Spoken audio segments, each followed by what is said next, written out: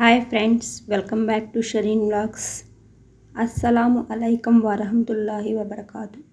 మీ జీవితంలో కష్టాలు ఉన్నాయా? దువా చేసినా సమాధానం రావట్లేదని అనిపిస్తుందా?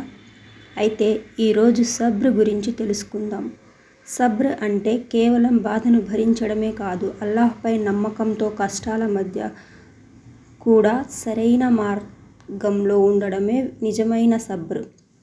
ఖురాన్లో అల్లాహ్ ఇలా చెప్తున్నారు: నిశ్చయంగా అల్లాహ్ సహనం పాటించే వారిలో ఉన్నాడు. ఒక విత్తనం నేలలో నాటిన వెంటనే చెట్టుగా మారదు, దానికి సమయం కావాలి. అలాగే మన దువాలను కూడా సరి అయిన సమయం ఉంటుంది. కొన్నిసార్లు అల్లాహ్ మనల్ని పరీక్షిస్తాడు. ఆ పరీక్ష ద్వారా మన ఈమాన్ను బలపరుస్తాడు. ఈరోజు మీరు ఎదుర్కొంటున్న కన్నీళ్లు రేపు మీకు విజయానికి కారణం కావచ్చు. కాబట్టి నిరాశ చెందకండి, దువా చేయడం ఆపకండి, నమాజ్ విడిచిపెట్టకండి. ఎందుకంటే ప్రతి కష్టానికి ముగింపు ఉంటుంది. ప్రతి రాత్రి తర్వాత ఉదయం వస్తుంది. సబ్ర్ పాటించే వ్యక్తిని అల్లాహ్ ఎప్పుడూ ఒంటరిగా వదిలిపెట్టడు. కాబట్టి ఈ రోజు నుండి ఒక నిర్ణయం తీసుకుందాం. అల్లాహ్